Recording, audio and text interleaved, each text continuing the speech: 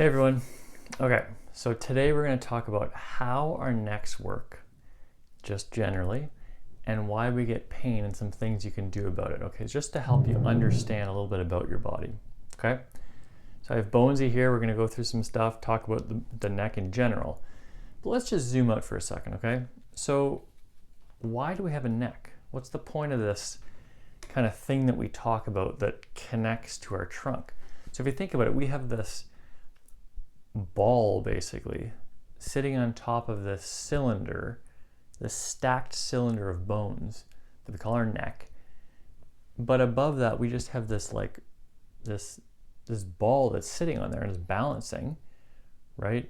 And if you think about it, we have all this ability to move, all this mobility. If we didn't have this neck here and it was just connected one solid piece right down to our chest, if we just had that, we'd be able to do this. Right? If we wanted to turn and say hi to someone, we'd have to go like this. We'd have no mobility. When we're sleeping, we'd have to sleep completely stiff like that, no movement, right? So having this movable piece in the middle allows our head to be in space, to move around, to look, right? It gives us strength and mobility. Okay? So obviously the neck, the bones, if we start with that, we're talking about this connection to the rest of the spine, right? So in our neck, you probably, if you just feel the sides of your neck, you feel these kind of like bony things on the side, right? So those are the sides of our vertebrae or our bones of our neck. We have 7 bones in our neck, okay? And if you've seen the video of like, or the picture of like the Atlas man like holding the ball up like this, so that's what's really happening here. The very top bone in our neck is called our atlas, because it's like it's like this. There's 2 little flat pieces, and our head sits on it, and our spinal cord and brain comes out right in a big hole in the bottom of our head, and then it goes right through this canal in our spinal cord, right, or in our spinal canal in our vertebrae. So this is also providing protection for that, all those nerves, right, that go up and down from our brain. Okay. But basically it's like this and our head sitting on top. And then, so somehow we need to be able to connect the neck to the head, right? There's a bony connection, but like, it's just a joint. So there's little connections, there's muscles in there.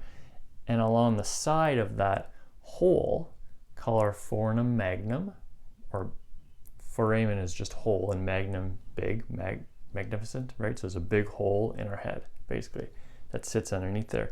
There's all these little muscles that go in there. And so when we do this, when we slouch, when our head's forward, when it's to the side, all these different things, it can lead to tightness and imbalance in those muscles, which can lead often to headaches, because they're right in the back of the head. That's why you feel pain in the back of your head often, is because we're like this, and the little string shortens right around that hole and gets tight. Okay? So anywhere in our bodies that we have increased mobility, so ability to move like this, like our neck, tons of mobility, right? There's also a decreased stability. So what happens is that the more mobility we have here, yeah, we can move a lot, but it also leads to a lot of problems or potential for problems. So the same thing happens in our arm, in our shoulder, right? In our hips, we get that too, but a really big one's the neck. And also because we can slouch, because our phones, because computer work, because we're like this, because bad posture, all that stuff, right? We sleep funny, different positions. So that leads to that issue. Now let's just zoom in here for a second. Like I said, there's 7 bones, right? So these 7 little, you can think just bones sitting on top of each other. And between each of the bones, there's almost like a jelly-filled donut, okay? And like that adds the ability to compress and expand. It adds the ability to, if you think of like, imagine 2 stones like this, and between the stones is a donut.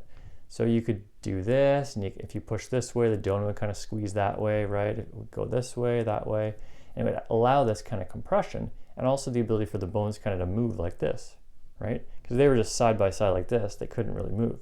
So there's this thing between that allows it to move. It's called a disc.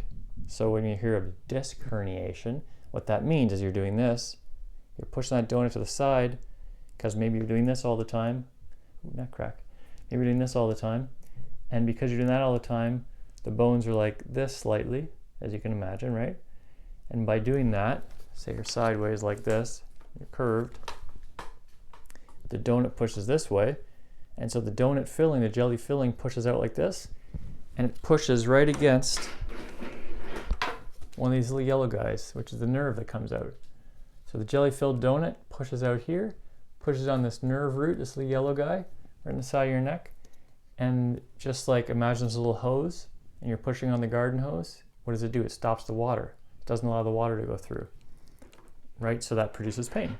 And that's why you feel that like pain down the side of your neck and down into your arm, etc.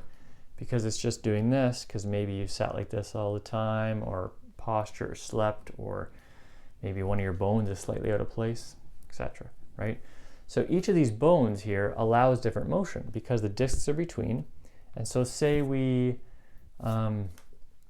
if you want to turn our head, in our neck we can obviously rotate, right? We can go sideways, lateral flex, we can extend like this, back, forward. So because we have all that motion, we have that because each of the bones on the donut can do a little bit of motion. So say it can do, if we're rotating, it can rotate a little bit like this. But each one between each bone doesn't move that much because they're together, right? But together, all 7 of them, if this one moves a little bit, and the one above it moves a little bit, another one above it moves a little bit, all 3 rotate, and together you have that happen, that rotation. 50% of the rotation in our neck, though, happens between the top 2 bones. So the rest here are just kind of, they're moving slightly. So the top ones are where most rotation happens. So if you have a limitation in rotation, you can't rotate this way, it feels tight or you get pain. Usually it's due largely to the upper part of our neck. And again, that's where that atlas guy is standing, holding the head up. And the little muscles in the back, right in here, which is where you rub when you get a headache, those can get really tight. And if they get really tight, they restrict the motion and rotation. So one of the best things you can do is release those muscles in the side there. Okay, and so there's ways to do that. You can lay on a little ball, a little rolled up towel kind of in the back of your neck right in here, and it eases up the pressure between those bones and relaxes those muscles and allows movement. Okay? So we also have, what was I going to talk about?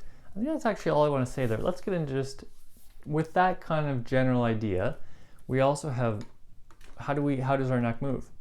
We have muscles. Muscles pull, right? Muscles can't push, they pull. So muscles on this side pull, allows us to head to go like this, and muscles on this side pull, allows us to go like this. And so together, if they're both there, they act as little straps and tight and allow our head not to just flop side to side. Same thing on the back and the front. We have muscles in the front which allow us to pull down. Also gravity, just our head falls down. Our head's pretty heavy, right? Which is wild. I know it sounds funny to say, but it's true. And if you extend back, you have gravity as well, but you also have muscles in the back of your neck that extend back. So if you're forward like this, you can still do that and extend up, right? So our neck moves by muscles that are just between each bone, but also muscles that come from our trunk, from our shoulder here, from our first rib, that move up to the neck and allow that motion, right? So it kind of depends. The muscles get smaller, the more, like the ones just between each bone, the really small ones, they move more. They're just very micro movements. But the big motions in your neck, like that lateral flexion like this, extension back, that's really coming from muscles that start down here that go up like this, like cables. Now, some of the most important ones that you'd be interested to know about, if you ever had like tingling down your shoulder or into your hand even, what can happen is there's all these muscles along the side. So if you just like feel the side of your neck, feel how it's like really tight in here and kind of like ropey, especially at the bottom. You have little muscles that go right along the side of our neck here, and they attach into our first and second rib. So if you just feel above your collarbone, there's kind of some hard bony parts underneath. That's your first rib. And so that's this guy right here that you're pushing down on, right in there, right in here, you're pushing. And there's these straps that go on the side. And between the straps, all these little yellow nerves come out.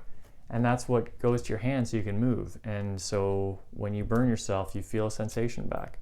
This is called, well, I won't get into the details of anatomy, but basically there's these little 7 or 8 little nerves, little cables that come out from your neck, and they go down your arm, under your collarbone like this, and then right down your arm.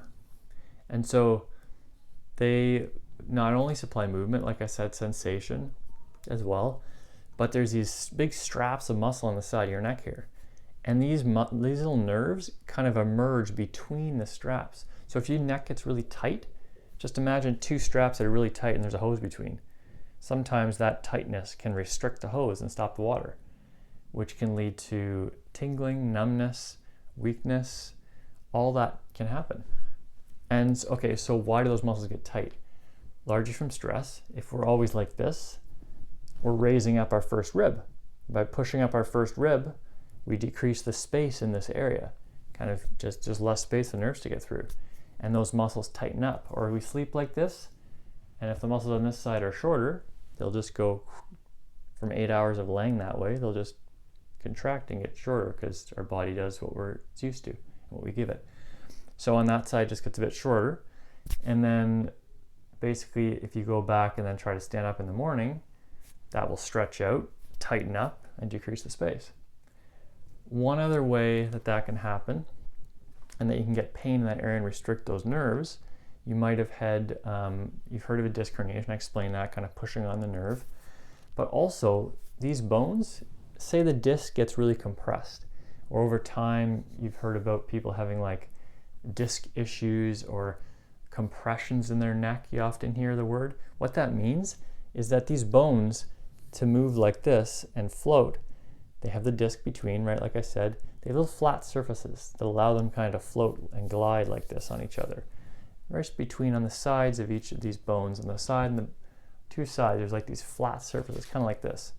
And so they allowed you to do this when you rotate. They move like this along each other, which is great because you need that.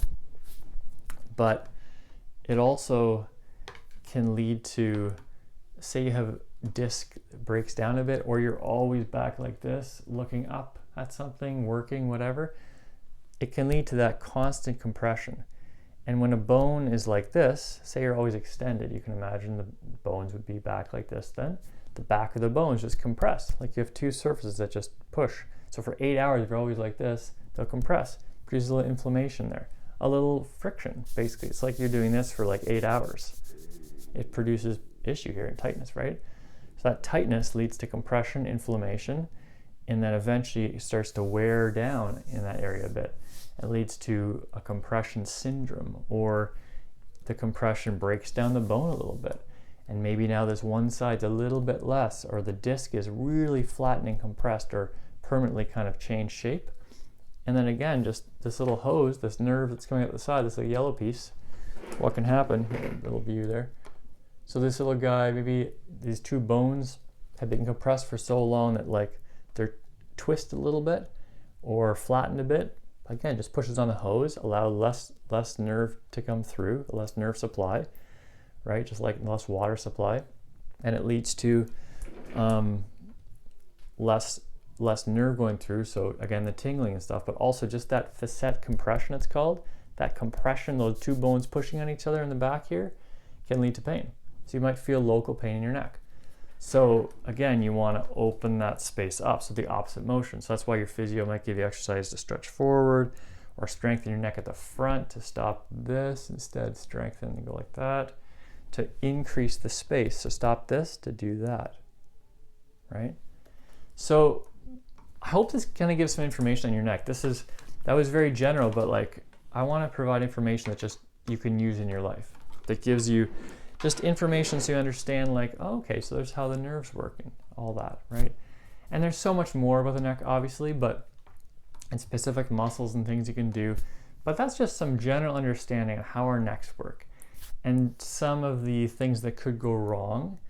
And then the fixes for these things are, stretching, posture stuff. That's another conversation, but I hope that kind of helps you understand how our necks work, how amazing they are, and just some of the movement that's allowed at that area. Hope that was interesting. That was fun to make. Awesome. Have a good day, guys.